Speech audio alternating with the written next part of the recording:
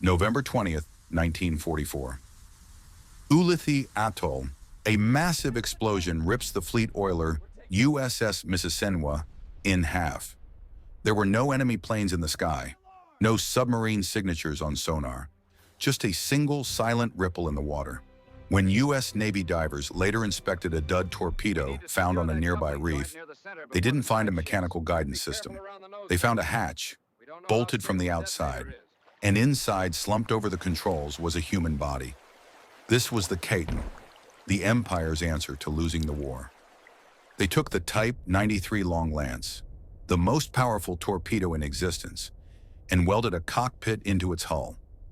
Once the pilot climbed in, there was no return, no escape hatch, no landing gear. He was literally sitting on 3,000 pounds of high explosives, steering his own coffin at 40 miles per hour into the side of an American ship. The horror became real on July 24th, 1945. The destroyer escort USS Underhill spotted a periscope. They tried to ram it, but they didn't see the second one. The Kaiten struck the boiler room. The explosion was so violent it vaporized the front half of the ship instantly. 112 American sailors were erased in a split second. A human being had just traded his life to snap a destroyer in two. But the true terror wasn't discovered until after the surrender. U.S. Marines entered secret caves along the Japanese coast and froze. They found hundreds of them, waiting.